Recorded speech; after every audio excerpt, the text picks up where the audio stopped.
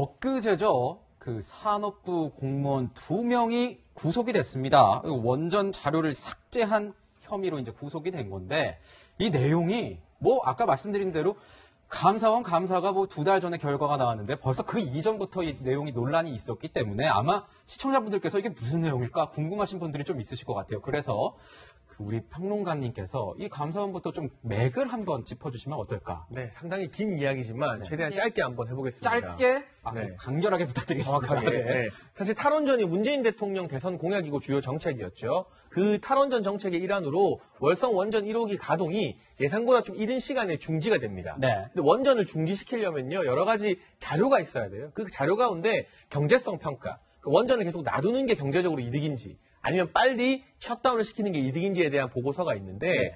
여기에 대해서 감사원이 다른 부분은 차치하고 이 월성 원전 1호기 중단에 대한 경제성 평가가 뭔가 이 원전 중단 쪽으로 유리하게 작성되지 않았느냐 이 의혹을 가지고 감사에 착수합니다. 그렇죠. 근데 최재형 감사원장이 이 정부에서 임명된 사람입니다만 상당히 강골이라 이 과정에서 정부에 뭔가 불리한 결과가 나올 것 같다. 이런 예측이 떠돌자 여당 쪽 인사들과 마찰이 계속 있었어요. 근데 실제로 감사원 결과가 시일을 지나서 공개가 됐는데 경제성 평가에 있어서 뭔가 잘못된 부분이 있는 것 같다.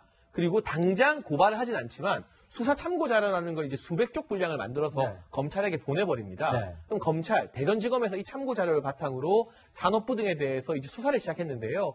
이 대전지검의 이 원전 수사가 시작되자 공교롭게도 추미애 장관이 윤석열 총장에 대한 직무 정지를 발표했고요. 지금 여권에서는 윤석열 총장이 이 정부를 공격하기 위해서 원전 수사를 지휘하고 있는 것이 아니냐. 반면 야당에서는 살아있는 권력 수사하는 것이다. 이렇게 팽팽하게 맞서는 상황 가운데 산업부 공무원 3명 중 2명에 대한 구속영장이 발부가 된 겁니다. 네. 평론가님의 이 정리 제가 듣고 하니까 앵커로서 부족함을 느끼고 있습니다. 네. 네, 그러니까 원전 자료를 삭제한 이 공무원들에 대해서 구속이 된 건데요. 사실은 이 핵심 실무진입니다. 3명에 대해서 원래 처음에는 구속영장이 청구가 됐던 거고요. 근데 변호사님 왜 2명만 구속이 된 겁니까? 근데 애초에 비 과장은 A국장 시적이성에 약간은 좀 달랐던 것 같아요, 입장이. 네. 보면은 시서기관이 실제로 저 파일 440개 삭제하면서 검찰에서 왜 그랬어? 그랬더니 제가 신내림 받은 줄 알았어요. 신내림 받았다는 아니고 받은 줄 제가 신내림 받았나 보다 이렇게 생각해서 이렇게 진술했다고 알려진 사람이고 A국장 같은 경우에는 저 배궁규 전 장관랑 굉장히 밀접했다는 사람이고 그러니까 이 사건에 굉장히 밀접하게 관련이 돼 있는데 B 과장 같은 경우에는 그동안 보도 나온 거 보면 이 월성 1호기 원안위에서 결정할 때까지 더 가동해야 된다는 보고도 가지고 올라갔다가 네. 그다음에 당시 배궁규 장관한테 쓴소리 굉장히 질책 듣고 그 질책의 워딩이 단어가 뭐였는지에 대해서는 뭐 다툼의 여지는 있습니다만 어쨌든 질책을 듣고 그리고 나서 보고도 수정했다는 사람 아니겠습니까? 그러면 이 원전 가동에 대한 기본 입장은 이 B 과장은 A 국장이랑 시서기관이랑 달랐다고 볼 수밖에 없는 거예요. 기본적으로. 그렇죠? 그게 이제 그 흐름이 연결이 돼서 영장실질심사랑 검찰 수사 때 B 과장을 자백했다면서요. 자백하고 잘못했습니다. 라고 하니까 구속 안 시키는 거고. A 국장이랑 C 과장은 이거 사건 객관적 사실 뻔한데 부인하고 그럼 어떻게 해요? A 국장 C 과장은 구속해야죠. 자백과 부인이 세 사람이 운명을 가는 거죠. 네. 지금 보면 이 법원이 구속영장 발부하면서 감사 회방, 그러니까 감사에 방해를 했다. 이렇게 얘기했는데 저희가 볼 건 그 이면인 것 같아요. 방해한 행위는 행위인데 그럼 왜 방해를 했느냐? 누구의 지시를 받고 방해를 했느냐? 이런 검찰 수사가 들어갈 수밖에 없는 상황인 것 같아요. 그래서 여권에서는 이게 혹시 탈원전 수사 전체에 대한 검찰이 어떻게 그 칼끝을 겨누는 게 아니냐 이런 생각을 하는 것 같은데요. 그 사실은 가장 중요한 거는 여기서 이제 회방이라는 부분은 은폐와 조작이 있었느냐, 그래서 감사를 실질적으로 못하게 하는 행위가 있었느냐 하는 것이거든요. 그러니까 지금 수사의 초점은 여기에만 맞춰져 있는 겁니다. 그러니까 경제성 평가가 어떻게 나왔는데 그거를 은폐하거나 조작을 했으면 그게 범죄가 되는 거거든요. 그런데 실질적으로 우리가 경제성 평가만 탈원전 정책을 결정하는 그 기준은 아닙니다. 네. 그러니까 안전성이라든가 주민의 수용성이라든가 다양한 요인들이 사실상 있어요. 그래서 그런 부분까지 감안해서 사실은 원전의 어떤 중단 결정을 내린 것인데 여기에서 조작이나 이런 것이 은폐나 또는 폐기나 뭐 이런 것이 있었느냐. 그러니까 사실 검찰은 여기에만 집중적으로 해야 되는 것이고 또 한 가지가 만약에 이제 지시가 있었다면 그것도 이제 위법행위가 되는 거죠. 예컨대 지시가 이런 형태로 나와야 됩니다. 너 은폐하고 조작해라. 아니면 탈원전 정책 방향으로 가라 그러면 그건 정책입니다. 그러니까 그건 수사 대상이 아닌 거죠. 그런데 지금 청와대까지 뭐 수색을 하고 압수수색을 하고 뭔가 수사 범위를 넓힌다고 한다 그러면 청와대나 뭐 백운기 장관 전 장관이 사실상 이런 특정한 범죄 행위에 대해서 지시를 했느냐는 것이 드러나야 되는 것이거든요. 네. 그런데 그렇게 될 가능성은 사실 많지 않은데도 불구하고 지금 수사의 범위를 굉장히 확대시키는 것은 여권에서는 이것이 상당히 정치적인 어떤 효과를 노리려고 하는 것 아니냐 이런 의구심을 갖고 있는 거죠. 저 변호사님, 이 교수님께서 이렇게 말씀하셨습니다. 이게 은폐라 조작해라 했으면 이게 범죄인데 탈원전 정책으로 가라 했으면 이건 정책 분야이기 때문에 검찰 수사 대상이 아닐 거다. 근데 어떻게 보세요, 변호사님 입장에서는? 그러니까 탈원전 정책 하는 것 자체는 수사 대상이 아니죠. 당연히. 그 수사를 한다도 무혐의죠. 무슨 죄입니까? 대통령이 어떤 정책을 하는 게 죄명이 없어요. 그러니까 지금 여권과 청와대에서 전 이거 판을 좀 키우겠다고 보거든요. 오히려 네, 검찰 수사는 그냥 수사인데 이걸 마치 검찰이 대통령의 탈원전 정책 자체를 수사하는 것처럼 판을 키워서 검찰이 정치를 하고 있다는 그 정치 프레임을 씌운다고 저는 개인적으로 봅니다. 그건 왜 그러냐. 탈원전이든 부동산이든 뭐든 간에 뭐 예전에 이명박 정부 때 뭐 4대강도 마찬가지. 정책 자체는 수사 대상이 될 수도 없고 한다도 무혐의입니다. 무슨 죄명이 뭐가 있어요? 정책죄가 있습니까? 부실 정책죄라는 게 없어요. 검찰 특구가 압니다. 근데 다만 이 월성 1호기 관련돼 가지고 왜 문제가 되는 거냐면 대통령이 탈원전을 하자 뭐 이게 문제가 아니라 그다음에 월성 1호기 폐쇄 자체가 문제는 아니에요. 그러니까 자꾸 뭐 여권에서 뭐 경제성만 보여가지고 안전성도 받아 이 얘기를 하는데 한번 기사 다 검색해 보세요. 월성 1호기 처음에 폐쇄할 때 안전성 문제가 나왔었어요.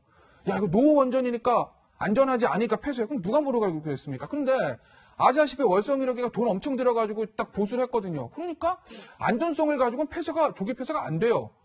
그러니까 야 그러면은 경제성을 해보자. 그래가지고 수력원전에서 안전성 빼고 경제성만 가지고 한 거예요.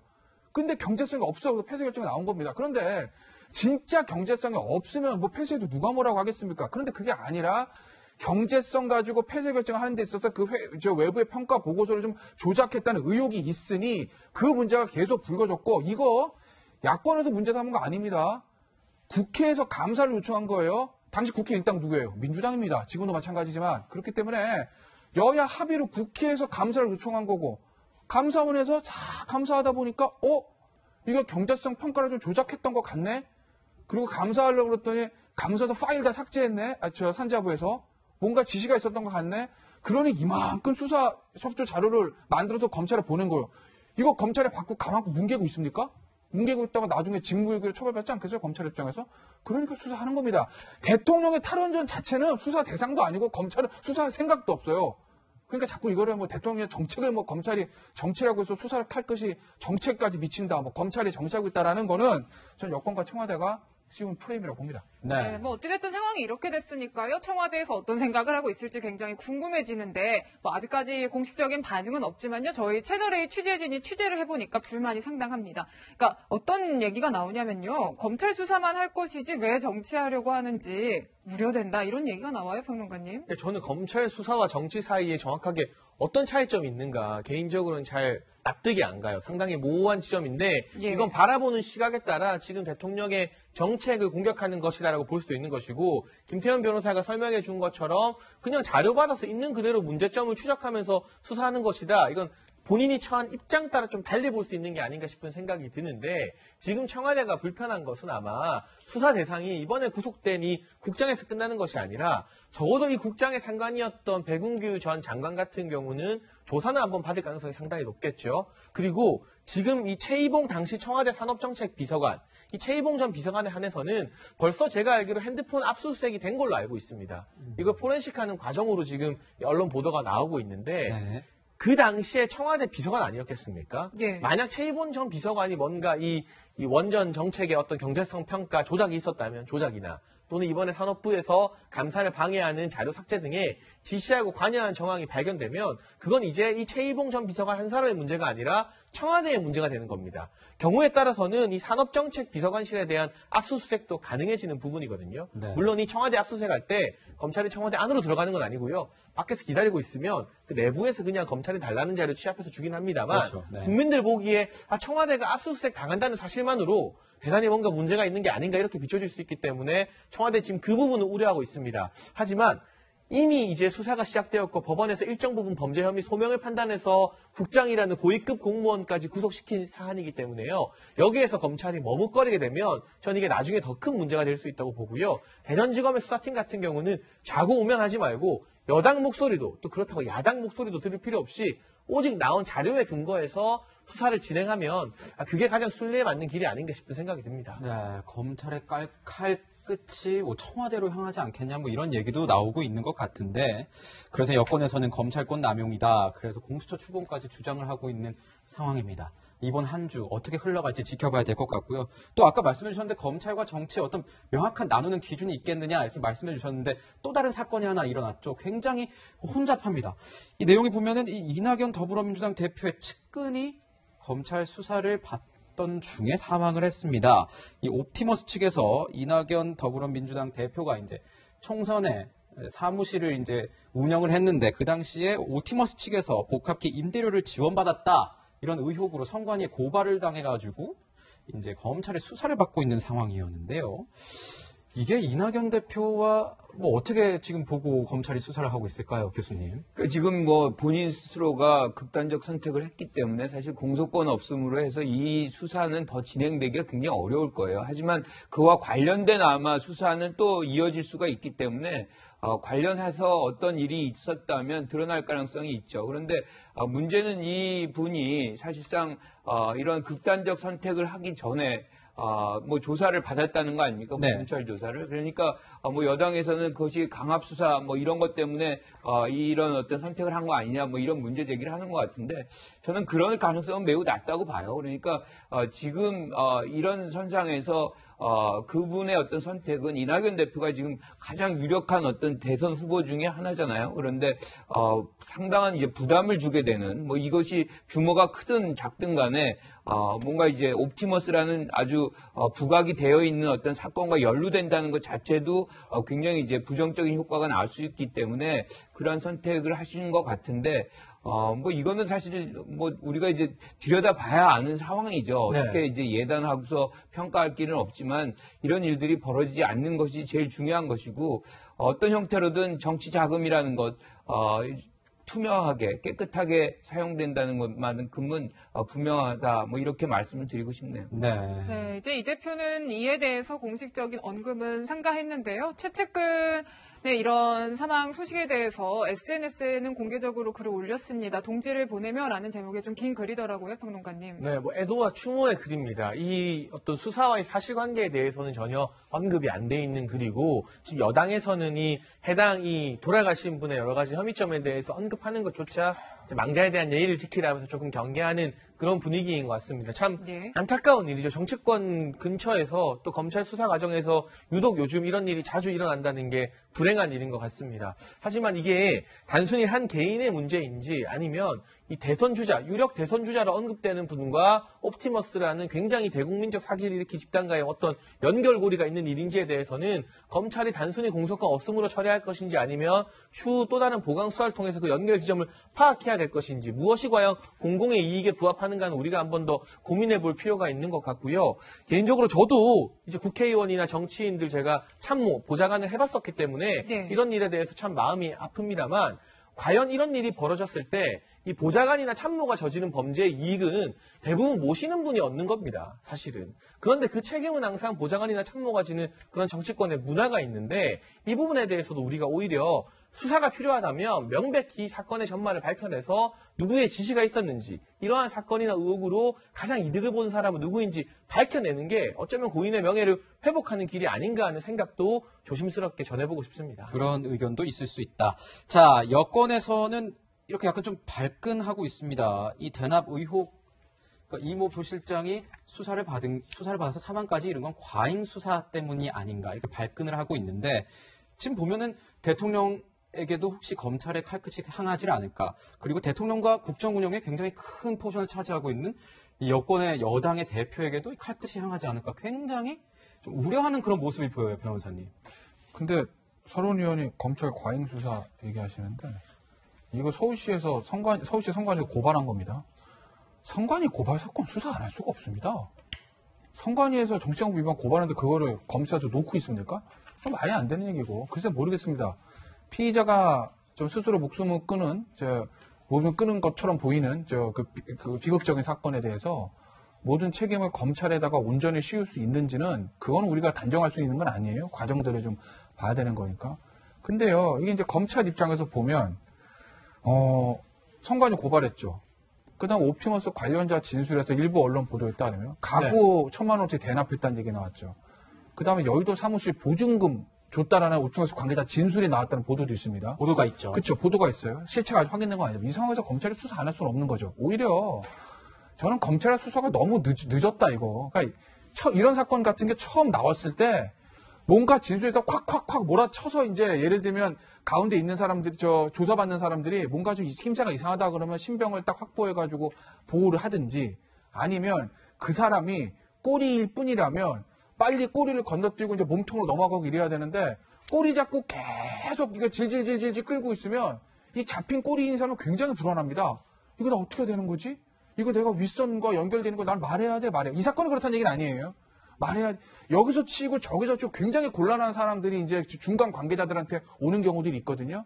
그러니까 이것 같은 경우에는 오히려 저는 뭐 강압수사 뭐 이런 게 아니라 검찰이 이거 사실 옵티머스 나온 지가 언젠데 지금 중앙에서 계속 들고 있다는 비판들이 있었잖아요.